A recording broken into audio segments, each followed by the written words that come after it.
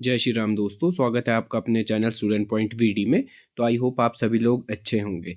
तो हम HP TET के लिए केमिस्ट्री का क्रैश कोर्स कर रहे हैं, जिसमें हम 25 डेज में सारे टॉपिक को कंप्लीट करेंगे और वीडियो के एंड में हम आपके लिए उस टॉपिक से रिलेटेड प्रीवियस ईयर क्वेश्चंस और प्रैक्टिस सेट वो भी करेंगे। और आपको इस वीडियो की पीडीएफ हमारे टेलीग्राम चैनल पर बिल्कुल ही फ्री मिल जाएगी, जिसका लिंक आपको डिस्क्रिप्शन बॉक्स में मिल जाएगा। तो बिना टाइम वेस्ट किए हम आज की वीडियो शुरू करते हैं। दोस्तों, आज हम पढ़ने वाले हैं केमिकल काइनेटिक्स के बारे में। केमिकल काइनेटिक्स ये बहुत ही ज़्यादा इंपॉर्टेंट चैप्टर है हमारा। इससे आप 100% हमारा 1 नंबर के लिए क्वेश्चन आएगा ही आएगा। या तो दोस्तों इससे कोई न्यूमेरिकल बहुत ज़्यादा चांस होते हैं कि इससे क्या न्यूमेरिकल आ जाए। तो इसलिए ये वाला चैप्टर क्या है हमारे पास बहुत ज़्यादा इंपॉर्टेंट रहने वाला है। तो सबसे पहले हम डेफिनेशन पढ़ेंगे केमिकल काइनेटिक्स की। केमिकल काइनेटिक्स होता क्या है? The branch of chemistry which deals with the study of rate of reaction and the mechanism by reaction occurs. तो केमिकल काइनेटिक्स का मतलब होता है हमारे पास ये किसकी ब्रांच, हमारे पास केमिस्ट्री की ब्रांच है जिसमें हम डील्स करते हैं किससे, रेट ऑफ रिएक्शन से और उनके मैकेनिज्म से। उसको क्या बोलते हैं हम? केमिकल काइनेटिक्स बोलते हैं। तो दोस्तों नेक्स्ट हमारे पास इसमें कि रेट ऑफ रिएक्शन क्या है। रेट ऑफ रिएक्शन क्या है? तो रेट ऑफ रिएक्शन मैं आपको बता दूं, रेट ऑफ रिएक्शन क्या है? Change in the concentration of reactant and product per unit time. Rate of reaction क्या है? जब भी हम कंसंट्रेशन किसकी चेंज करते हैं, या तो हम किसकी चेंज करेंगे, रिएक्टेंट की चेंज करेंगे, या किसकी चेंज करेंगे हम, प्रोडक्ट की चेंज करेंगे। किसमें? Per unit time upon time. ये क्या होता है हमारे पास दोस्तों? रेट ऑफ रिएक्शन होता है। तो हम यहाँ पे हमारे पास एक रिएक्शन दे रखी है। रिएक्शन क्या है हमारे पास? ए की पावर ए प्लस बी की power B give rise to C plus D.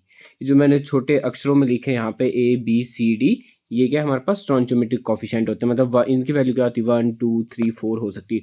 और ए और बी जो हमारे पास है, ये क्या है हमारे पास? रिएक्टेंट। और सी और डी क्या है हमारे पास? प्रोडक्ट रहने वाले। ठीक है दोस्तों, इतना यहाँ तक आपको समझ आ गया। ठीक है, कोई एक रिएक्शन दे रखी है, तो अगर हमने इसका रेट ऑफ रिएक्शन निकालना है, रिएक्शन रेट क्या था, रेट ऑफ रिएक्शन क्या था? Change in the molar concentration, मतलब change in the concentration upon time taken. क्या होता है इसका रेट? रिएक्शन रेट क्या होता है? Change in molar concentration, change in molar concentration upon time taken, जो उसमें चेंज आया, टाइम टेकन फॉर चेंज। ये हमारे पास क्या रहता है दोस्तों? रिएक्शन रेट रहता है। तो इसकी यूनिट क्या रहेगी दोस्तों? इसकी यूनिट भी तो कुछ होगी। तो मोलर कंसंट्रेशन की यूनिट कितनी होती है, ये याद रखना दोस्तों। मोलर कंसंट्रेशन की यूनिट कितनी होती है? मोलर कंसंट्रेशन की यूनिट होती है हमारे पास मोल लीटर इनवर्स। ठीक है दोस्तों, मोलर कंसंट्रेशन की यूनिट क्या रहती है हमारे पास? Mole litre inverse. ये भी कई बार क्वेश्चन आ जाता है, ये भी इंपॉर्टेंट है। अब अगर यूनिट पूछा होगा रिएक्शन रेट की, किसकी यूनिट पूछा? रिएक्शन रेट की, तो अपॉन में क्या आ जाता है? टाइम। टाइम की यूनिट क्या आती है? सेकंड। तो दोस्तों ये जब हम सेकंड को ऊपर ले जाते हैं तो क्या बन जाता है? ये बन जाता है हमारे पास mole litre inverse second inverse. तो हमारे पास यूनिट आई दोस्तों, यूनिट क्या आई हमारे पास? यूनिट आई हमारे पास रिएक्शन रेट की कितनी यूनिट है? रिएक्शन रेट की unit I mole litre inverse second inverse. ठीक है दोस्तों, आई होप आप सभी को यहाँ पे समझ आ गया होगा। ये यूनिट्स बहुत बार पूछी जाती है, इसलिए मैं यूनिट निकालनी भी आपको साथ साथ सिखा दूंगा। तो रेट ऑफ रिएक्शन की यूनिट हमारे पास mole litre inverse second inverse रहने वाली है। नेक्स्ट हमारे पास ये सेम हमारे पास एक जो ये हमने रिएक्शन ले रखी है यहाँ पे, ये वाली। तो ये वाली जो हमने रिएक्शन ले रखी है दोस्तों, ये वाली साइड क्या हमारे पास? रिएक्टेंट होती है। ये वाली साइड क्या होती है हमारे पास? रिएक्टेंट होती है। और ये वाली साइड क्या होती है दोस्तों? हमारे पास प्रोडक्ट रहती है। ये वाली साइड क्या रहती है हमारे पास? प्रोडक्ट रहता है। तो दोस्तों जब हम इसमें रिएक्शन रेट ऑफ रिएक्शन निकालेंगे किसका? रिएक्टेंट का। तो एक बात हमेशा याद रखना इसमें कि जब भी रिएक्टेंट होता है वो क्या होता है दोस्तों, कोई मान लो यहाँ पे अगर 4 मॉलिक्यूल्स रिएक्टेंट के, ठीक है, तो ये क्या होता है कि जब इसका प्रोडक्ट हम चेंज करेंगे तो यहाँ से क्या हो जाता है? रिएक्टेंट क्या होता रहता है? कम होता रहता है। ठीक है, मतलब रिएक्टेंट हमेशा क्या होता रहता है? डिक्रीज होता रहता है।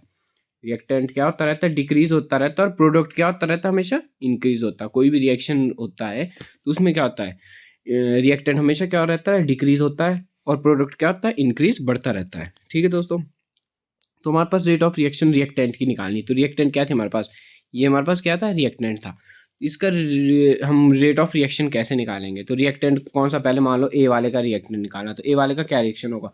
जो इसके साथ जो स्मॉल ए लगा होता है, ये क्या होता है दोस्तों? 1 2 3 कोई वैल्यू होती है। मान लो 2 मॉलिक्यूल्स है किसी के, या 3 मॉलिक्यूल्स है, या 4 मॉलिक्यूल्स है, तो ये क्या होती है? स्मॉल ए की वैल्यू होती है। तो इसको हम कैसे लिखते हैं हम रिएक्शन रेट को? कि अब जो ये ए होता है इसको हमेशा अपॉन में लिखते हैं, 1 upon A. Change in the molar concentration किसकी चेंज करेंगे, जो हमारे पास रिएक्टेंट, मान लो ए रिएक्टेंट है, अपॉन टाइम टेक कर आता है डेल्टा टी होता है, ठीक है दोस्तों। पर जब भी रिएक्टेंट की लिखेंगे हम, किसकी लिखेंगे, रिएक्टेंट की जब भी हम लिखेंगे तो हमेशा माइनस का निशान लगेगा, यहाँ किसका लगेगा, नेगेटिव साइन लगेगा। वैसे यहाँ पे बी की लिखनी है, किसकी लिखनी है, बी की लिखनी है। तो बी की कैसे लिखेंगे आप, बी के लिए भी सेम वही फंडा, ठीक है। जो हमारे पास बी स्मॉल बी होता है वो किस में आएगा, 1/b, ठीक है। जब एग्जाम्पल करेंगे तो आपको अच्छे समझ आ जाएगा।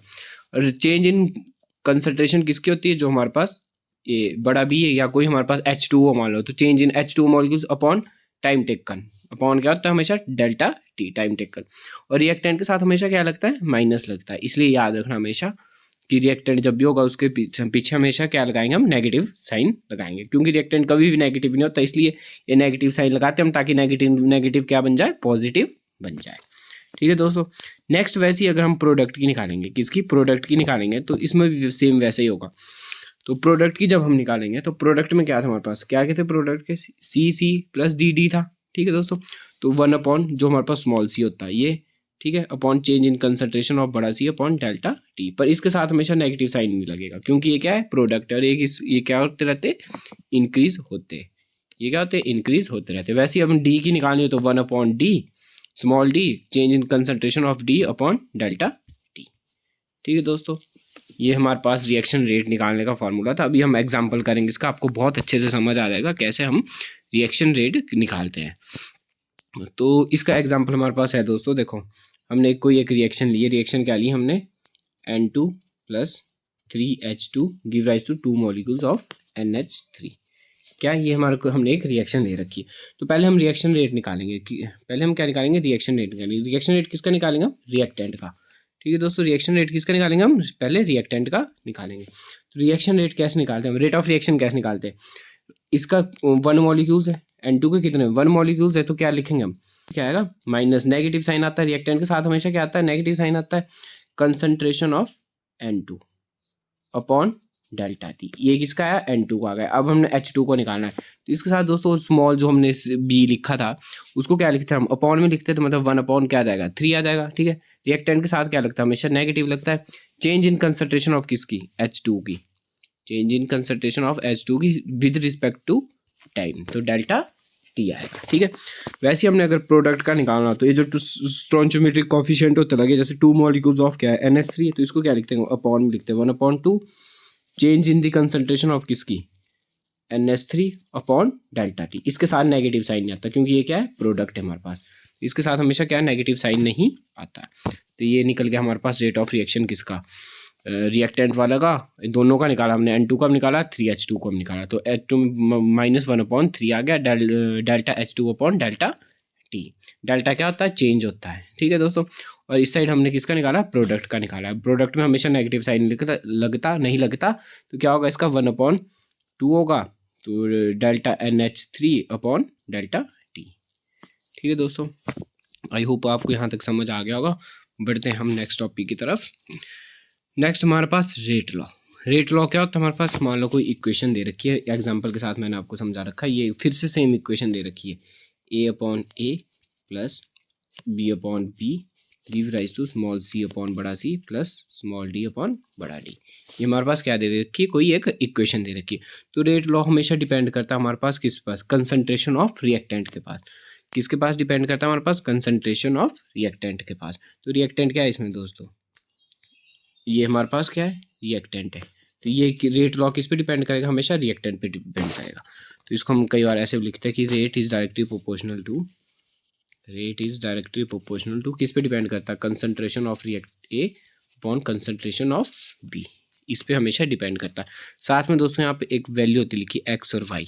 ये जो एक्स और वाई वैल्यू होती है हमेशा एक्सपेरिमेंटल निकाली होती है दोस्तों। इसके साथ हमेशा ऐसे मत लिख देना कि अगर मान लो जैसे एक इक्वेशन हमारे पास, सेम इक्वेशन ऐसी है, कौन सी, N2 प्लस, जो हमने अभी इक्वेशन लिखी थी कि N2 + 3H2 give rise to 2 molecules of NH3। तो मान लो ये इक्वेशन हमारे पास सेम, ठीक है। तो इसका रेट लॉ क्या होगा हमारे पास, डिपेंड अपॉन किस पे होती है, डिपेंड है कंसंट्रेशन पे डिपेंड होती है, ठीक है। तो कंसंट्रेशन क्या है इसकी, N2 और 3H2 है, तो ये किस पे डिपेंड करेगा हमारे पास, रेट डिपेंड करता है हमारे पास कंसंट्रेशन में, तो concentration of N2 upon concentration of किस पे, हाइड्रोजन पे, ठीक है। तो इसके साथ क्या है, इसके 1 मॉलिक्यूल्स, इसके कितने 3, तो यहाँ पे 1 और 3 मत लगा देना, क्योंकि ये वैल्यू नहीं रहती, ये क्या हमारे पास एक्सपेरिमेंटली निकलती है। तो इसके साथ 1 और 3 नहीं लगेगा, क्योंकि स्टोइचोमेट्रिक कोफिशिएंट नहीं लगते रेट लॉ के साथ। तो आई होप आप सभी को यहाँ तक समझ आ गया होगा। तो अब रेट लॉ की हम यूनिट्स देखेंगे। रेट लॉ किस पे डिपेंड करता है, कंसंट्रेशन पे डिपेंड करता है। किस पे डिपेंड करता है, कंसंट्रेशन पे डिपेंड करता है। और कंसंट्रेशन की यूनिट अभी अभी मैंने आपको बताई थी, क्या होती है, मोल लीटर इनवर्स। क्या रहती है, कंसंट्रेशन की यूनिट रहती है हमारे पास, क्या रहती है दोस्तों, मोल लीटर इनवर्स रहती है, ठीक है। आई होप दोस्तों यहाँ तक आपको समझ आ गया होगा। सेम एग्जांपल मैंने यहाँ पे ले रखा है, इसको भी हम सॉल्व कर लेते हैं। एग्जांपल क्या, हमारे पास कोई एक इक्वेशन, हमारे पास 2NO plus O2 give rise to 2 molecules of NO2, ठीक है। तो रेट किस पे डिपेंड करता है दोस्तों, कंसंट्रेशन पे डिपेंड करता है। किस पे डिपेंड करता है, कंसंट्रेशन, रिएक्टेंट वाली साइड पे डिपेंड करता है। रेट किस पे डिपेंड करता है, रिएक्टेंट वाली साइड पे डिपेंड करता है। तो रिएक्टेंट क्या है, इसमें NO और O2 रिएक्टेंट है, तो इस पर रेट किस पे डिपेंड करेगा, rate is directly proportional to the concentration of NO, और साथ में क्या है, O2 भी है, तो कंसंट्रेशन ऑफ O2, ठीक है दोस्तों। और यहाँ पे इसके साथ 2 और 1 मत लगा देना, ये मैं बार बार आपको रिपीट कर रहा हूँ, उसका 2 और 1 नहीं लगेंगे। क्यों नहीं लगेंगे, क्योंकि जो इसकी वैल्यू पावर्स होती है वो एक्सपेरिमेंटली डिटरमाइंड है। मैंने यहाँ पे लिख भी रखा है कि ये जो वैल्यू होती है कौन सी होती है, एक्सपेरिमेंटली वैल्यू होती है, इसलिए हम इसको क्या लगा रहे हैं, एक्स और वाई लगा रहे हैं, ठीक है दोस्तों। आई होप आपको यहाँ तक सबको समझ आ गया होगा। बढ़ते हम नेक्स्ट टॉपिक की तरफ। नेक्स्ट टॉपिक हमारा ऑर्डर ऑफ रिएक्शन। तो ऑर्डर ऑफ रिएक्शन हम कैसे निकालते हैं, इसको भी हम एक एग्जांपल की तरह ही सॉल्व करेंगे। तो ऑर्डर ऑफ रिएक्शन क्या था हमारे पास, ऑर्डर ऑफ रिएक्शन मान लो हमने फिर से एक इक्वेशन ली। इक्वेशन क्या है हमारे पास, AA plus BB plus CC give rise to product. तो ऑर्डर ऑफ रिएक्शन क्या होता है दोस्तों, तो दोस्तों अभी अभी हमने रिपीट किया था कि जो ये वैल्यू होती है हमारे पास, जो हमने अभी अभी बताया था आपको, जो मैंने एक्स और वाई वैल्यू होती है, ये एक्सपेरिमेंटली डिटरमाइंड होती है, ठीक है। और जो एक्सपेरिमेंटली डिटरमाइंड करके वैल्यू आती है वो हमारे पास ऑर्डर ऑफ रिएक्शन होता है, ठीक है दोस्तों। एग्जाम्पल से आपको अच्छे से समझ आ जाएगा क्या हमारे पास ऑर्डर ऑफ रिएक्शन रहता है। तो यहाँ पे हमने एक इक्वेशन दे रखी है हमारे पास, क्या इक्वेशन हमारे पास, AA, मैं लिख के बता देता हूँ आपको, AA plus BB plus CC give rise to, क्या बनता है इसका, हमारे पास प्रोडक्ट बन गया, ठीक है दोस्तों। ये जो हमारे पास एक रिएक्शन, तो ऑर्डर ऑफ रिएक्शन सेम वैसी होती है कि हमारे पास किस पे डिपेंड करता है, रेट क्या होगा इसका दोस्तों, पहले हम रेट निकालेंगे। रेट क्या होगा, concentration of A plus concentration of B plus concentration of C।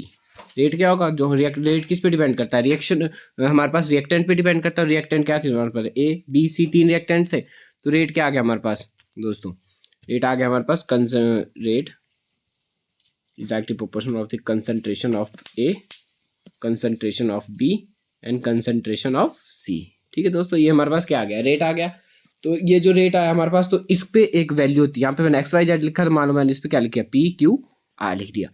जो ये एक्सपेरिमेंटली वैल्यू होती है दोस्तों, स्टोइचोमेट्रिक कोफिशिएंट नहीं होते, मैं बार बार आपको रिपीट कर रहा हूँ ये बात। ये क्या होती है, एक्सपेरिमेंटल वैल्यू होती है। जो हमारे पास एक्सपेरिमेंटल वैल्यू होती है, ये हमारे को बताती है कि ऑर्डर ऑफ रिएक्शन क्या है। तो ये हमारे पास क्या है, ऑर्डर ऑफ रिएक्शन, जो इनको प्लस करके आएगा तो ऑर्डर ऑफ रिएक्शन आएगा, ठीक है दोस्तों। मान लो अगर P की वैल्यू क्या है हमारे पास 1 है, Q की वैल्यू 2 है और R की वैल्यू क्या है 3 है, तो ऑर्डर कितना आएगा, इन सबको प्लस करके 3 2 5 और 1 6, ऑर्डर ऑफ रिएक्शन क्या आ जाएगा, 6 आ जाएगा। और अगर हमारे पास P की वैल्यू 1 है, Q की वैल्यू क्या है 1 ही है, और R की वैल्यू क्या है 1 है, तो ऑर्डर ऑफ रिएक्शन क्या आएगा, इन सबको प्लस करके जो आएगा वो क्या होगा, हमारे पास ऑर्डर ऑफ रिएक्शन होगा। और ये जो हम प्लस किसको कर रहे हैं, एक्सपेरिमेंटल वैल्यू को, ठीक है दोस्तों। आई होप आपको ऑर्डर ऑफ रिएक्शन भी समझ आ गया होगा, ठीक है। और आपको इसकी PDF हमारे बिल्कुल टेलीग्राम चैनल पर बिल्कुल ही फ्री मिलने वाली है। आप हमारे टेलीग्राम चैनल को भी ज्वाइन कर सकते हैं, जिसका लिंक आपको हमारे डिस्क्रिप्शन बॉक्स में मिल जाएगा। तो दोस्तों हमारे पास ऑर्डर ऑफ रिएक्शन कितने प्रकार के होते हैं, हम कुछ ऑर्डर ऑफ रिएक्शन करेंगे, जिससे मोस्ट इंपॉर्टेंट क्वेश्चन आता ही आता है। कई बार हम इसकी यूनिट पूछ देते हैं, ठीक है दोस्तों। कई बार 0 ऑर्डर रिएक्शन पूछ देते हैं, फर्स्ट ऑर्डर रिएक्शन पूछ देते हैं, सेकंड ऑर्डर पूछ देते हैं, ठीक है दोस्तों। तो हम सबसे पहले देखेंगे हमारे पास 0 ऑर्डर ऑफ रिएक्शन। तो 0 ऑर्डर ऑफ रिएक्शन क्या है हमारे पास, 0 ऑर्डर ऑफ रिएक्शन, कोई एक रिएक्शन मान लो, कोई एक इक्वेशन है, फिर से A प्लस B, ये क्या बन रहा है दोस्तों, इसका क्या बन रहा है, प्रोडक्ट बन रहा है। तो रेट कांस्टेंट क्या होता है हमारे पास, रेट क्या होता है, किस पे डिपेंड करता है रेट, मैं बार बार रिपीट कर रहा हूँ, रेट किस पे डिपेंड करता है, कंसंट्रेशन ऑफ रिएक्टेंट की। तो रिएक्टेंट क्या है हमारे पास, A plus concentration of B, दोस्तों सॉरी प्लस नहीं लगता यहाँ पे। तो रेट किस पे डिपेंड करता है, रेट डिपेंड करता है हमारे पास के, यहाँ पे हम इसको कांस्टेंट लेते हैं A और कंसंट्रेशन ऑफ बी। जब इनकी जो पावर होगी वो क्या होगी, जीरो रहेगी। इनकी जो पावर रहेगी वो क्या होगी, जीरो रहेगी। वो क्या होगा हमारे पास, जीरो ऑर्डर ऑफ रिएक्शन, क्योंकि जीरो प्लस जीरो क्या आएगा, जीरो ही आएगा। क्योंकि ये जो पावर आती है एक आती है एक्सपेरिमेंटल वैल्यू होती है, एक्सपेरिमेंटल वैल्यू को जब हम प्लस करेंगे तो जीरो है, तो जीरो प्लस जीरो करेंगे तो क्या आएगा, जीरो आएगा। तो ऑर्डर ऑफ रिएक्शन कौन सा होगा दोस्तों, ये जीरो ऑर्डर ऑफ रिएक्शन होगा।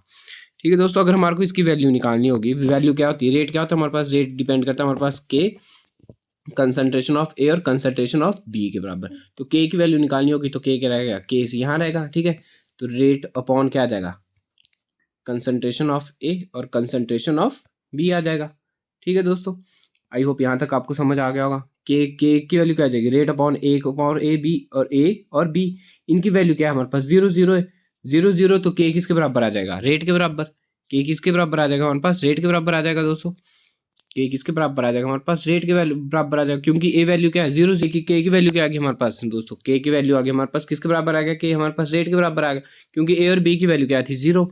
तो रेट क्या होता है हमारे पास, रेट होता है हमारे पास चेंज इन कंसंट्रेशन, अभी हमने शुरू में किया था, अपॉन टाइम। तो दोस्तों कंसंट्रेशन अपॉन टाइम होता है। ठीक है, रेट क्या होता है हमारे पास, कंसंट्रेशन अपॉन टाइम होता है। तो कंसंट्रेशन की यूनिट क्या आती है दोस्तों, मोल लीटर इनवर्स थी, और टाइम की यूनिट क्या थी हमारे पास, सेकंड सेकंड।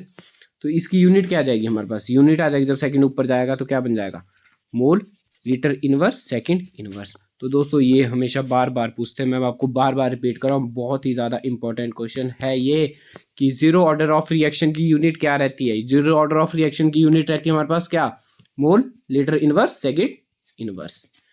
तो दोस्तों आई होप आपको सबको समझ आ गया होगा जीरो ऑर्डर ऑफ रिएक्शन की यूनिट क्या होती है। ठीक है, और हमारे पास फर्स्ट ऑर्डर की भी हम यूनिट निकालेंगे, सेकंड ऑर्डर की भी हम यूनिट निकालेंगे। यूनिट निकालना भी मैंने आपको सिखा दिया, यूनिट कैसे निकलती है। अगर आप लर्न कर सकते हो तो आप इनको लर्न भी कर लो, अगर आपको निकालनी आती है आप निकाल के भी इसको सॉल्व कर सकते हैं। नेक्स्ट हमारे पास first order reaction. First order of reaction क्या होगी, जिसमें हमारे पास क्या आएगी, ऑर्डर, ऑर्डर को प्लस करके कितना आना चाहिए हमारे पास, वन आना चाहिए। वो क्या होगा हमारे पास, फर्स्ट ऑर्डर ऑफ रिएक्शन होगी। ठीक है दोस्तों, तो इसमें रेट किस पे होगा, rate is equal to concentration of A concentration of B. इनकी जो वैल्यू हमारे पास यहाँ पे वन प्लस जीरो, ये वन प्लस जीरो क्या आएगा, वन आएगा, या यहाँ पे जीरो प्लस वन, ये भी क्या रहने वाला है, वन रहने वाला है। जीरो प्लस वन भी क्या रहेगा, वन रहेगा। मतलब इनमें से कोई किस पे डिपेंड होगी, सिर्फ ओनली एक रिएक्टेंट पे डिपेंड होगी। किस पे डिपेंड होगी, ओनली एक रिएक्टेंट पे डिपेंड होने वाली है। तो यहाँ पे मैंने आपको लिखा भी, यहाँ पे आपको दिख रहा होगा, डिपेंड ओनली वन रिएक्टेंट। ठीक है दोस्तों, इसकी भी हम यूनिट निकालेंगे। एक और बात मैं आपको दोबारा से रिपीट कर दूं, कि जो हमारे पास जीरो ऑर्डर रिएक्शन है, मैं पीछे ले जाता हूँ स्लाइड को, जो हमारे पास जीरो ऑर्डर ऑफ रिएक्शन, उसमें ए की और बी की वैल्यू क्या थी हमारे पास, जीरो थी। ए और बी की वैल्यू क्या थी, जीरो थी। तो independent of concentration of reactant, मतलब ये किससे इंडिपेंडेंट है हमारे पास, किसकी, कंसंट्रेशन ऑफ रिएक्टेंट की क्या है, इंडिपेंडेंट है ये, क्योंकि वैल्यू कितनी आ रही है इसकी, जीरो आ रही है। यहाँ पे दोस्तों फर्स्ट ऑर्डर ऑफ रिएक्शन पे सिर्फ एक पे डिपेंड करिए, मतलब या तो ए की वैल्यू वन होगी, बी की क्या होगी, जीरो होगी, तभी तो इनको प्लस करके वन आया। या तो ए की वैल्यू जीरो होगी, बी की क्या होगी, वन होगी, तो जीरो प्लस वन भी क्या आएगा हमारे पास, वन ही आएगा। तो मतलब किसी एक रिएक्टेंट पे डिपेंड कर रही है, तो इसलिए डिपेंड ओनली वन रिएक्टेंट। कई बार न्यूमेरिकल, कई बार हमारे पास ऑप्शन में इस तरीके से क्वेश्चन आ जाता है कि फर्स्ट ऑर्डर ऑफ रिएक्शन कितने रिएक्टेंट पे डिपेंड करती है, तो कितने रिएक्टेंट पे डिपेंड करती है, ओनली वन रिएक्टेंट पे डिपेंड करती है। चलो हम इसकी फर्स्ट ऑर्डर ऑफ रिएक्शन की भी हम क्या निकालेंगे, अब यूनिट निकालेंगे। तो इसकी यूनिट क्या होगी, तो हमारे पास रेट किस पे डिपेंड करता है, रेट डिपेंड करता है हमारे पास कंसंट्रेशन ऑफ के is equal to concentration of A concentration of B. तो इनमें से सिर्फ एक की रहेगी, मतलब इसकी वन रहेगी, इसकी जीरो रहेगी। ठीक है दोस्तों, हम मान के चलते हैं एक ही क्या है, वन है, तो किसी एक पे डिपेंड करता है ये। तो के की वैल्यू क्या आ जाएगी हमारे पास, के की वैल्यू आ जाएगी हमारे पास क्या, तो एक हम क्या ले जाएंगे, अपॉन में ले जाएंगे, तो ए क्या आ जाएगा हमारे पास, रेट अपॉन कंसंट्रेशन ऑफ ए। ठीक है, मतलब ए क्या है, ए भी क्या है हमारे पास, कंसंट्रेशन है। ठीक है, तो रेट क्या होता है हमारे पास, रेट की यूनिट क्या होती है, रेट क्या होता है, कंसंट्रेशन अपॉन टाइम। रेट क्या होता है, कंसंट्रेशन अपॉन टाइम रहता है। ठीक है, अपॉन में फिर से क्या आ गया हमारे पास, कंसंट्रेशन आ गई। मैं यहाँ पे आपको एक बार फिर से लिख देता हूँ कि जो हमारे पास रेट था, के की वैल्यू क्या आई थी हमारे पास, रेट अपॉन कंसंट्रेशन ऑफ ए आई थी। ठीक है दोस्तों, ये आई थी हमारे पास के की वैल्यू। तो इसका क्या होगा हमारे पास, रेट रेट की वैल्यू क्या होती है, रेट क्या होता है, change in concentration upon time रहता है। ठीक है दोस्तों, तो हमने इसको क्या लिखा, ए लिखा हमने रेट, अपॉन में फिर से क्या था, ए था, अपॉन में क्या था, फिर से ए था, तो ए क्या था हमारे पास, कोई एक कंसंट्रेशन, तो अपॉन में क्या आ जाएगा, इसके कंसंट्रेशन आ जाएगा। ये लिखा दोस्तों मैंने, रेट की value concentration upon time upon concentration. ठीक है, तो इसके नीचे कुछ नहीं, तो इसको हम 1 लिख लेंगे। तो जब हम सॉल्व करते हैं, ये क्या है हमारे पास, कंसंट्रेशन अपॉन टाइम, फिर से अपॉन कंसंट्रेशन अपॉन 1, तो ये कहाँ चल जाता है, 1 ऊपर चल जाता है, और ये कहाँ चल जाता है, यहाँ चल जाता है। तो ये क्या बन जाता है हमारे पास, concentration upon time multiply divide में, तो अपॉन 1 अपॉन कंसंट्रेशन बन जाएगा, 1 अपॉन कंसंट्रेशन बन जाएगा। तो कंसंट्रेशन से कंसंट्रेशन कट जाएगा, क्या बचेगा, 1 अपॉन टाइम, क्या बचेगा, 1 अपॉन टाइम। और 1 अपॉन टाइम क्या होता है हमारे पास दोस्तों, सेकंड इनवर्स रहता है। 1 अपॉन टाइम क्या रहता है हमारे पास, सेकंड इनवर्स रहता है। तो फर्स्ट ऑर्डर ऑफ रिएक्शन की यूनिट क्या आती है दोस्तों, सिर्फ सेकंड इनवर्स आती है। तो ये दोस्तों ये बहुत ज़्यादा इंपॉर्टेंट क्वेश्चन है। फर्स्ट ऑर्डर ऑफ रिएक्शन की यूनिट क्या रहती है हमारे पास, सेकंड इनवर्स रहती है।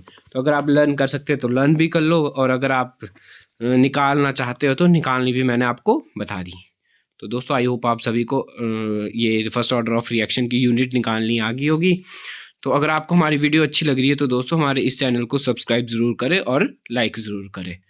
नेक्स्ट हमारे पास क्या है, सेकंड ऑर्डर ऑफ रिएक्शन। तो सेकंड ऑर्डर ऑफ रिएक्शन क्या रहती है हमारे पास, सेकंड ऑर्डर ऑफ रिएक्शन रहती है। सेकंड ऑर्डर ऑफ रिएक्शन किस पे डिपेंड करेगी, किसी दो पे डिपेंड करेगी। तो या तो हमारे पास रेट किस पे डिपेंड करेगा, रेट इज इक्वल टू कि कंसंट्रेशन ऑफ ए और कंसंट्रेशन ऑफ बी, या तो यहाँ पे 1 + 1 होगा, तो 1 + 1 भी क्या आ जाएगा, 2 आ जाएगा। या ए की पावर 2 होगी, इसकी वैल्यू क्या होगी, 0, तो ये भी 2 आ जाएगा। या तो ए की वैल्यू 0 होगी, इसकी वैल्यू क्या होगी, 2 रहेगी, तब भी क्या आ जाएगा हमारे पास वैल्यू 0 + 2 क्या आ जाएगा, 2 रहेगा। ठीक है, तो इनमें से कोई भी हो सकती है। मैंने यहाँ पे तीनों चीज़ें लिख रखी दोस्तों। और अगर आपको इसकी पीडीएफ चाहिए तो हमारे टेलीग्राम चैनल को ज़रूर ज्वाइन करें, उसमें आपको इसकी बिल्कुल फ्री पीडीएफ मिल जाएगी।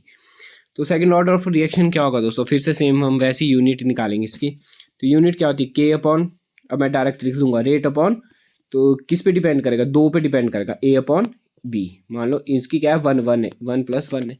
ठीक है, तो किस पे डिपेंड करेगा, ए अपॉन बी पे डिपेंड करेगा। फिर से मैं क्या लिखूंगा, फिर से मैं रेट की ओर लिखूंगा, रेट की लिखूंगा। रेट क्या होता है हमारे पास, कंसंट्रेशन अपॉन टाइम। रेट क्या रहता है हमारे पास, concentration upon time upon A B की वैल्यू क्या आ जाएगी, 2 है इसमें, तो कंसंट्रेशन गिनी है 2 इसमें, तो कंसंट्रेशन का स्क्वायर आ जाएगा। या कंसंट्रेशन मल्टीप्लाई कंसंट्रेशन लिख देता हूँ मैं, आपको आसानी हो जाएगी। तो 2 कंसंट्रेशन इसमें, क्योंकि सेकंड ऑर्डर ऑफ रिएक्शन है, तो कंसंट्रेशन ए की कंसंट्रेशन प्लस बी की कंसंट्रेशन, तो कंसंट्रेशन मल्टीप्लाई कंसंट्रेशन। तो ये क्या बनेगा हमारे पास, ये मैं यहाँ पे लिख देता हूँ, कंसंट्रेशन अपॉन टाइम था हमारे पास रेट, अपॉन ये क्या था हमारे पास कंसंट्रेशन, ये क्या था हमारे पास कंसंट्रेशन मल्टीप्लाई कंसंट्रेशन। ठीक है दोस्तों, तो फिर से वैसे ही सॉल्व करेंगे। इसके नीचे कुछ नहीं है तो क्या होगा, 1 है, तो इसको कहाँ ले जाते हैं हम, ऊपर ले जाएंगे, तो क्या बन जाएगा, कंसंट्रेशन मल्टीप्लाई 1 अपॉन यहाँ क्या था टाइम, तो यहाँ पे टाइम, और ये इसको यहाँ ले जाते हो, टाइम मल्टीप्लाई कंसंट्रेशन का स्क्वायर। मैंने इसको क्या लिख लिया, कंसंट्रेशन का स्क्वायर लिख दिया। तो एक कंसंट्रेशन से एक कंसंट्रेशन कट गई, एक कंसंट्रेशन से एक कंसंट्रेशन कट गई, तो बचेगा क्या दोस्तों, 1 अपॉन टाइम। एक कंसंट्रेशन कट गई थी तो एक तो बची हुई थी, तो 1 अपॉन टाइम मल्टीप्लाई कंसंट्रेशन। क्या बनी थी, 1 अपॉन कंसंट्रेशन इंटू टाइम था, तो कंसंट्रेशन की थी हमारे पास 1 upon mole litre inverse second inverse. तो ये क्या बन जाएगा दोस्तों, 1 अपॉन, इसकी यूनिट बन जाएगी हमारे पास mole inverse litre second inverse. जब हम इसको ऊपर ले जाएंगे तो क्या बन जाएगा, मोल इनवर्स लीटर सेकंड इनवर्स। तो ये हमारे पास इसकी यूनिट है, सेकंड ऑर्डर ऑफ रिएक्शन की यूनिट। दोस्तों अगर आप लर्न कर सकते हैं तो लर्न कर लेना, पर लर्न करने से आपको बहुत ज़्यादा कन्फ्यूजन आ जाएगा, क्योंकि जो हमारे पास MCQ आते हैं वो उनकी यूनिट क्या होती है, सेम जैसी होती है। तो वहाँ पे हमारे को बहुत ज़्यादा कन्फ्यूजन हो जाता है। आपको अगर यूनिट्स निकालनी आ गई तो ये क्या हो जाएगा, आपको ढंग से याद हो जाएगी और आप अच्छे से उसको सॉल्व कर पाएंगे। तो दोस्तों एक मैंने यहाँ पे सारी यूनिट्स लिख दी आपको, आप इसको स्क्रीनशॉट भी ले सकते हैं, वरना आप हमारे टेलीग्राम चैनल को ज्वाइन करके इसकी PDF भी ले सकते हैं। तो दोस्तों हमारे पास फर्स्ट ऑर्डर ऑफ रिएक्शन की यूनिट क्या थी, हमारे पास सेकंड इनवर्स थी। सेकंड ऑर्डर की क्या थी, मोल इनवर्स लीटर सेकंड इनवर्स। क्या थी, मोल inverse litre second inverse. Third order क्या थी दोस्तों, इनवर्स की जगह क्या हो जाएगा, 2 हो जाएगा, मोल इनवर्स 2, लीटर 1 था, लीटर 2 सेकंड इनवर्स। सेकंड हमेशा टाइम उतना ही रहता है तो सेकंड इनवर्स रहेगा। जीरो ऑर्डर की निकाली थी दोस्तों, क्या था, मोल, अब इसके साथ इनवर्स नहीं लगेगा, मोल लीटर इनवर्स और सेकंड इनवर्स। तो दोस्तों एक मैंने यहाँ पे ग्राफ आ जाता है, इससे 100% क्वेश्चन आता है कि आपको यूनिट्स बतानी होती है कि फर्स्ट ऑर्डर ऑफ रिएक्शन की यूनिट्स क्या है, 0 की क्या है, सेकेंड और थर्ड की यूनिट्स क्या है। तो बढ़ते हम नेक्स्ट। तो यहाँ पे मैंने एक और चीज़ लिख ली दोस्तों, ये भी इंपॉर्टेंट है, एक नोट की तरह है, ठीक है दोस्तों, इसको आप लर्न कर लेना। जो हमारे पास कॉम्प्लेक्स रिएक्शन होते हैं, जो हमारे पास मतलब बहुत सारे स्टेप में रिएक्शन होते हैं, तो उसमें से रेट डिटरमाइन स्टेप कौन सा होता है, मतलब कौन सा स्टेप हमारे को रेट डिटरमाइन बताता है। तो दोस्तों वो बताना हमारे पास जो हमारे पास सबसे स्लोएस्ट स्टेप होगा। कौन सा स्टेप होगा जो हमारे पास सबसे स्लोएस्ट स्टेप होगा, वो क्या बताएगा हमारे पास, रेट डिटरमाइन बताएगा, ठीक है। जो रिएक्शन में हमारे पास मान लो किसी रिएक्शन में 3 या 4 स्टेप हो रहे, तो उनमें से रेट डिटरमाइन स्टेप कौन सा होगा, उनमें से रेट डिटरमाइन स्टेप होगा जो हमारे पास सबसे स्लोएस्ट स्टेप होगा। तो दोस्तों आई होप आपको यहाँ तक सब कुछ समझ आ गया होगा। बढ़ते हम नेक्स्ट टॉपिक की तरफ। तो नेक्स्ट टॉपिक हमारे पास integrated rate equation. Integrated rate equation क्या रहने वाली है? इंटीग्रेटेड रेट इक्वेशन हमारे पास 0 ऑर्डर ऑफ रिएक्शन की और फर्स्ट ऑर्डर ऑफ रिएक्शन, दो हमारे पास रिएक्शन होती है, इनकी मैंने इंटीग्रेटेड रेट इक्वेशन डायरेक्ट लिख दी है दोस्तों, क्योंकि हमारे पास पेपर में सॉल्व करने को तो कभी नहीं आएगी, क्योंकि इसका कभी भी डेरिवेशन तो आती नहीं पेपर में, तो इसलिए मैंने इनकी क्या लिख दी है, डायरेक्ट ही आपको लिख दिया है यहाँ पर कि क्या इनके रेट कांस्टेंट की वैल्यू होती है, क्या इनका हाफ लाइफ पीरियड होता है, ठीक है।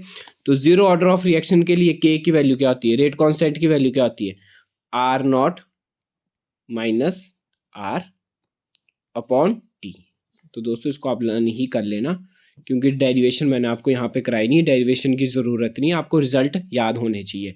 तो रेट कांस्टेंट के लिए के की वैल्यू क्या रहती है हमारे पास, R naught minus R upon T, ठीक है दोस्तों। और हाफ लाइफ पीरियड क्या होता है 0 ऑर्डर ऑफ रिएक्शन के लिए, T1/2 लिखा मैंने यहाँ पे। हाफ लाइफ पीरियड क्या होता है, concentration of R naught upon 2K। याद रखना दोस्तों यहाँ पे K भी होता लगा। तो concentration of R naught upon 2K क्या रहता है हमारे पास, हाफ लाइफ पीरियड होता है किसका, 0 ऑर्डर ऑफ रिएक्शन का। नेक्स्ट हमारे पास फर्स्ट ऑर्डर ऑफ रिएक्शन, ठीक है।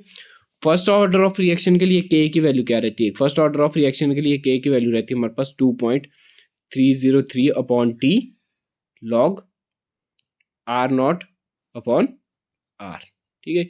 ये हमारे पास फर्स्ट ऑर्डर ऑफ रिएक्शन के लिए K की वैल्यू रहती है, रेट कांस्टेंट की वैल्यू रहती है। कई बार दोस्तों यहाँ पे टाइम पीरियड रेट कांस्टेंट दिया होता है, टाइम पीरियड निकालना होता है, तो टाइम पीरियड क्या हो जाएगा, T पर A चल जाएगा, K इसके अपॉन में आ जाएगा। मैं आपको लिख के भी दे देते तो यहाँ पे कि T पर A चल जाएगा, T पर A चल गया तो यहाँ क्या बचेगा 2.303 upon K log R naught upon R, ठीक है दोस्तों। और इसके लिए हाफ लाइफ पीरियड क्या रहता है हमारे पास, फर्स्ट ऑर्डर ऑफ रिएक्शन के लिए हाफ लाइफ पीरियड क्या रहता है हमारे पास, फर्स्ट ऑर्डर ऑफ रिएक्शन के लिए हाफ लाइफ पीरियड रहता है हमारे पास 0.693 अपॉन के। क्या रहता है 0.693 अपॉन के।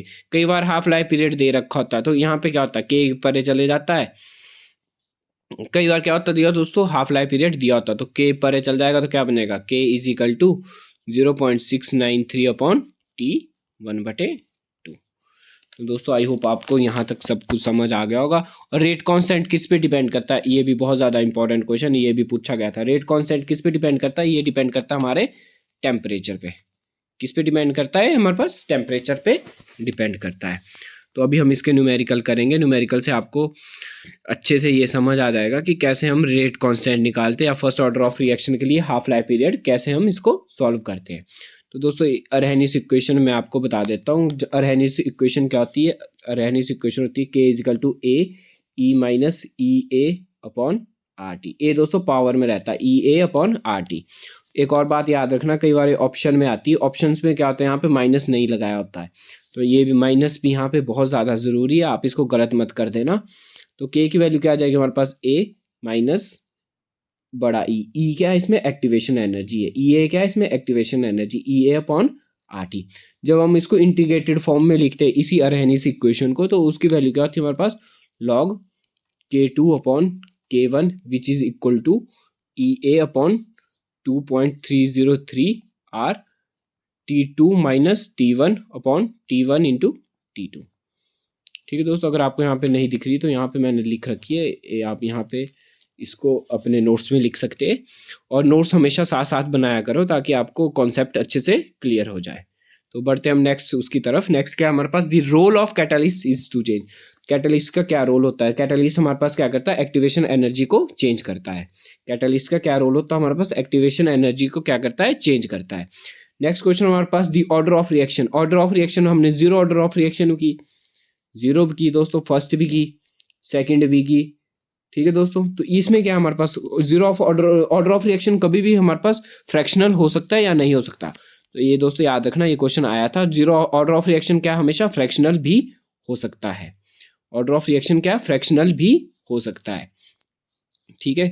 तो ये भी बहुत ज़्यादा इंपॉर्टेंट है, ये मैंने नोट्स में ले रखे, आप अपने साथ साथ इसको लिख ले कि कैटलिस्ट का क्या रोल रहता है। कैटलिस्ट रोल किसको चेंज करता है हमारे पास, एक्टिवेशन एनर्जी को चेंज करता है। तो हम कुछ न्यूमेरिकल सॉल्व करेंगे जिससे आपके कॉन्सेप्ट पूरे क्लियर हो जाएंगे, और इससे न्यूमेरिकल आने के बहुत ज़्यादा चांस होते हैं। कई बार इसी केमिकल काइनेटिक्स से ही न्यूमेरिकल आता है, या मोलैरिटी से न्यूमेरिकल आता है। तो हमारे पास फर्स्ट ऑर्डर ऑफ रिएक्शन दे रखा हमारे पास न्यूमेरिकल, हमारे पास first order of reaction takes 40 minute for 30% completion, calculate half life period. तो फर्स्ट ऑर्डर ऑफ रिएक्शन का क्या निकालना हमारे पास, हाफ लाइफ पीरियड निकालना है। तो इसमें दोस्तों आज जो 30% दे रखा, हम पहले लिख लेते क्या दिया, टाइम दे रखा, टाइम कितना दे रखा है, 40 मिनट दे रखा है, ठीक है। कंप्लीटेशन 30% है। अगर 30% हमारे पास कंप्लीट है तो टोटल कितना होगा दोस्तों, टोटल रहता है हमारे पास 100%। 100% टोटल कितना रहता है, हमेशा 100% रहता है। तो जिसमें से कितना कंप्लीट है, जिसमें से हमारे पास 30% क्या है, कंप्लीट है। तो इसमें जो हमारे पास टोटल रहता है वो थे हमेशा किसकी वैल्यू, R0 की वैल्यू। तो किसके बराबर होगा हमारे पास 100। टोटल जितना भी रहता है वो हमेशा क्या रहता है हमारे पास, R0। तो कितना हमारे पास टोटल 100%, तो 100 R0 है। तो 30% कंप्लीट है, कितना कंप्लीट है, 30% कंप्लीट है। तो बचेगा कितना दोस्तों, 70% बचा होगा। तो जो बचा होता है वो किसकी वैल्यू होती है हमारे पास, R की वैल्यू होती है। तो कितना इसमें बचा है, 70% बचा है। तो आई होप दोस्तों यहाँ आपको क्वेश्चन समझ आ गया होगा कि इसमें टाइम पीरियड कितना दिया, 40 मिनट दिया है। टोटल कितना था, 100% है, तो 100 हमारे पास R0 की वैल्यू है, और जो बचा था R उसकी वैल्यू कितनी हमारे पास, 70% है। तो हमारे पास कैलकुलेट निकालना half life period. Half life period कैसे निकलता है, 0.693/K। और दोस्तों इसमें एक और बात ध्यान रखना कि इसमें K की वैल्यू नहीं दे रखी है। अगर हमारे को K की वैल्यू नहीं दे रखी तो हमारे को पहले क्या निकालनी पड़ेगी, K की वैल्यू निकालनी पड़ेगी। तो K की वैल्यू क्या हमारे पास, क्या होता है फर्स्ट ऑर्डर ऑफ रिएक्शन में रेट कांस्टेंट की वैल्यू अभी हमने कर रखी थी दोस्तों, क्या होती है, इक्वेशन होती है हमारे पास 2.303 यहाँ पे कुछ ज़्यादा ही पॉइंट लग गए दोस्तों। तो K की वैल्यू क्या होती है हमारे पास, K की वैल्यू रहती है हमारे पास K = 2.303/T log R0/R। ठीक है दोस्तों, इसमें हमारे पास देखो T की वैल्यू दे रखी, R0 की वैल्यू बता दी मैंने, R की वैल्यू बता दी। आपको सिर्फ वैल्यू ही पुट करनी है। तो वैल्यू पुट करके कितना आ जाएगा हमारे पास, K = 2.303/T की वैल्यू कितनी थी, 40 log कितना R0 कितना था, टोटल कितना था 100 अपॉन बचा कितना था हमारा 70%, तो अपॉन में क्या आ जाएगा 70। जब हम इसको सॉल्व करेंगे तो A कितना आ जाएगा हमारे पास, इसको सॉल्व करके वैल्यू आ जाएगी हमारे पास 0.1549। ये आपको लॉग देखना आना चाहिए, लॉग से हमारे पास इसकी वैल्यू निकलेगी, 0 0 कट जाएगा, ठीक है। इस डेसिमल में आएगा, डेसिमल में हमारे पास जो वैल्यू आएगी उसकी वैल्यू कितनी होगी हमारे पास 0.1549। तो दोस्तों ये क्या कितना बच जाएगा हमारे पास, ये बन जाएगा हमारे पास 2.303/40 इंटू 0.1549, जिसको सॉल्व करके आने वाला हमारे पास 8.918 इंटू 10⁻³ दोस्तों। इतना न्यूमेरिकल कभी भी आपको टफ नहीं आएगा, क्योंकि इसमें हमारे को क्या लॉग टेबल की ज़रूरत पड़ती है। तो लॉग टेबल तो हमारे को कभी भी टैट में नहीं देते। तो इतना न्यूमेरिकल ऐसा लॉग कभी भी आपको निकालने को नहीं आएगा जिसकी आपको लॉग की वैल्यू नहीं पता हो। आपको लॉग की वैल्यू होनी चाहिए पता, या तो log 2 की वैल्यू आपको पता होनी चाहिए, log 3 की वैल्यू पता होनी चाहिए, और log 4 की वैल्यू पता होनी चाहिए। ये 3 वैल्यू आपको पता होनी चाहिए, यहीं तक हमारे पास न्यूमेरिकल आता है। तो दोस्तों हमारे पास K की वैल्यू निकल गई। ये सिर्फ जनरल आपको बताने के लिए बताया कि आपको कैसे अब हम न्यूमेरिकल को हम सॉल्व कर सकते हैं। तो K की वैल्यू कितनी आई हमारे पास, 8.918 इंटू 10⁻³ हमारे पास किसकी वैल्यू आ गई, K की वैल्यू आ गई। अब हमारे को इसमें क्या निकालना है, हाफ लाइफ पीरियड निकालना है। तो हाफ लाइफ पीरियड क्या था हमारे पास, T1/2 = 0.693/K। तो यहाँ पे वैल्यू भर देनी, 0.693/K की वैल्यू कितनी आई थी, 91 इंटू 10⁻³ तो जिसको सॉल्व करके आएगा हमारे पास 77.7 मिनट्स, क्योंकि हाफ लाइफ पूछा तो मिनट्स में ही होगा। जिसका आंसर क्या है हमारे पास 77.7 आंसर रहने वाला है। तो ऐसे मत घबराना दोस्तों कि आपने लॉग की वैल्यू यहाँ पे कैसे निकाली, क्योंकि ये जो हमारे पास था न्यूमेरिकल ये थोड़ा सा टफ था। ठीक है, मैंने सिर्फ इसलिए ये वाला न्यूमेरिकल ले रखा था क्योंकि आपको आइडिया हो जाएगा कि कैसे हमने इसको सॉल्व किया। तो पहले हमारे को क्या है दोस्तों, बोर्ड पूछा तो इसमें हाफ लाइफ पीरियड था, पर इसमें के की वैल्यू नहीं दी थी, तो इसलिए हमारे को इसमें दोनों रिएक्शनें, दोनों इक्वेशनें लगानी पड़ी। ठीक है, एक हमारे को रेट कांस्टेंट वाली इक्वेशन भी, के की वैल्यू निकालने के लिए भी इक्वेशन लगानी पड़ी, इक्वेशन लगानी पड़ी, और दूसरी क्या हमारे पास हाफ लाइफ पीरियड के लिए भी इसमें इक्वेशन लगानी पड़ी। तो इतना टफ वैसे टैट या उसमें नहीं आता कभी भी क्वेश्चन, क्योंकि उसमें हमारे पास लॉग टेबल कभी नहीं दिया होता। तो नेक्स्ट क्वेश्चन पढ़ते हैं। इस टाइप के न्यूमेरिकल आ जाते हैं दोस्तों। तो calculate the half life period of first order reaction whose rate constant is, कितना दिए रखा है 200 सेकंड इनवर्स दे रखा है दोस्तों। तो ये तो आप कर ही लोगे, मैं एक बार फिर से करा देता हूँ। हाफ लाइफ पीरियड किसका बोला, फर्स्ट ऑर्डर ऑफ रिएक्शन का बोला, तो इक्वेशन क्या थी, टी हाफ कितना होता है 0.693/k रहता है। तो इसमें k की वैल्यू दे रखी, k की वैल्यू कितनी दी 200 दी, तो वैल्यू पुट करनी थी, तो 0.693/200। ठीक है दोस्तों, अगर हमने पॉइंट को शिफ्ट कर दिया आगे तो 6.93/2 मल्टीप्लाई 10⁻³ बन जाएगा। कितनी पावर बन जाएगी, 10⁻³ बन जाएगी। और जब हम इसको 2 से काट देंगे तो कितना बन जाएगा 3.46 बन जाएगा, और इंटू 10⁻³ तो इसका ये आंसर रहने वाला है। तो इसमें जनरल वैल्यू पुट करनी थी, बाकी आपके सॉल्व करने पे डिपेंड करता है। सॉल्व आपको जितना आप प्रैक्टिस करोगे उतने अच्छे से आपको सॉल्व करना आ जाएगा। तो हमारा ये लास्ट क्वेश्चन है हमारे पास। तो ये हमारे पास क्या है, हमारे पास question a first order of reaction whose rate, तो इसमें रेट दे रखा, तो हमने के की वैल्यू कितनी दे रखी 10⁻³ दे रखी है। How much time it will be take for 10 gram of reactant to reduce 5 gram, मतलब टोटल कितना दिया 10 ग्राम दिया, तो आर नॉट की वैल्यू कितनी होगी, 10 ग्राम रिड्यूस कितना कर रहा है 5 ग्राम कर रहा है, तो आर कितना होगा हमारे पास 5 ग्राम करेगा। तो हमारे को क्या बोला इसमें, फर्स्ट ऑर्डर ऑफ रिएक्शन निकालनी है, टी की वैल्यू हमारे पास निकालनी है। तो हमारे पास इक्वेशन क्या थी, k = 2.303/t into log r0/r। ठीक है दोस्तों, तो यहाँ पे t की वैल्यू थी, इसको हम t निकालना, हमारे को टाइम पीरियड निकालना, तो t पर कहाँ जरूरत है, यहाँ शिफ्ट हो जाएगा, तो क्या बनेगी इक्वेशन, ये बन जाएगी t = 2.303/k into log r0/r। ठीक है, वैल्यू पुट कर देनी, k की वैल्यू दे रखी है, r0 की वैल्यू दे रखी है, r की वैल्यू दे रखी है। तो k की वैल्यू कितनी 10⁻³ मतलब 2.303 कितना 10⁻³ लॉग r0 की वैल्यू कितनी थी 10 थी, तो 10/r की वैल्यू कितनी थी 5, तो 5 2 जा 10, लॉग कितना आ गया हमारे पास 2 आ गया, तो ये क्या बन गया 2.303/10⁻³ लॉग 2। तो लॉग 2 की वैल्यू कितनी होती है हमारे पास 0.3010 रहती है, तो ये बन जाएगा हमारे पास 2.303/10⁻³ इंटू 0.3010। ठीक है, तो इसको सॉल्व करने के कितना आ जाएगा हमारे पास 693.25 आ जाएगा। तो दोस्तों आप जितना ज़्यादा सॉल्व करोगे उतने आपको न्यूमेरिकल आएंगे। इसको इजी मत लेना, क्योंकि इसमें जो हमारे पास सॉल्व करना क्या होता है बहुत ज़्यादा मुश्किल होता है। तो आई होप आपको न्यूमेरिकल भी समझ आ गए होंगे दोस्तों। तो अब हम लास्ट वाला टॉपिक करेंगे, जिसमें हम करते हैं वीडियो के एंड में मोस्ट इंपॉर्टेंट क्वेश्चन जो इस टॉपिक से रिलेटेड होते हैं, तो उनको हम सॉल्व करेंगे। तो हमारे पास जिसमें पहला क्वेश्चन है unit of rate constant for zero order reaction. तो दोस्तों ये भी मैंने आपको करवा रखी है कि कितनी यूनिट होती है, मेरे को आपने कमेंट बॉक्स में बताना इसकी यूनिट कितनी होती है। यूनिट ऑफ किसकी निकालनी है, हमारे को जीरो ऑर्डर ऑफ रिएक्शन की निकालनी है। तो जीरो ऑर्डर ऑफ रिएक्शन की यूनिट क्या होती है दोस्तों, मैंने निकालनी भी आपको बताई थी। तो इसका है option number A is right answer, mole litre inverse इसकी यूनिट होती है, मोल लीटर इनवर्स सेकंड इनवर्स इसकी यूनिट होती है। आपको मेरे को कमेंट बॉक्स में बताना कि सेकंड इनवर्स किसकी यूनिट होती है, mole inverse 2 litre 2 second inverse किसकी यूनिट होती है, और B mole inverse litre second inverse किसकी यूनिट होती है। ये होती है दोस्तों हमारे पास फर्स्ट ऑर्डर की, नहीं सॉरी दोस्तों, ये होती है हमारे पास सेकंड ऑर्डर की, ये होती है हमारे पास फर्स्ट ऑर्डर की, ये होती है हमारे पास थर्ड ऑर्डर की यूनिट। बढ़ते हम नेक्स्ट क्वेश्चन की तरफ। नेक्स्ट क्वेश्चन हमारा rate constant of A reaction depends upon, rate constant किस पे डिपेंड करता है दोस्तों? Rate constant of A reaction depends upon, ये डिपेंड करता है हमारे पास टेम्परेचर पे डिपेंड करता है, या initial concentration of the reactant पे डिपेंड करता है, या टाइम ऑफ द रिएक्शन पे डिपेंड करता है, या एक्सटेंट ऑफ रिएक्शन पे डिपेंड करता है। तो रेट ऑफ रिएक्शन हमारे पास किस पे डिपेंड करता है दोस्तों? ये करता है हमारे पास टेम्परेचर पे। रेट कांस्टेंट किस पे डिपेंड करता है? ये करता है हमारे पास टेम्परेचर पे डिपेंड करता है। Option number A is right answer. बढ़ते हैं हम नेक्स्ट क्वेश्चन की तरफ। The role of catalyst in a chemical reaction, catalyst का क्या रोल होता है केमिकल रिएक्शन में? एंथैल्पी ऑफ रिएक्शन को चेंज करता है, नेचर ऑफ प्रोडक्ट को चेंज करता है, एक्टिवेशन एनर्जी को चेंज करता है, या इक्विलिब्रियम कांस्टेंट को चेंज करता है?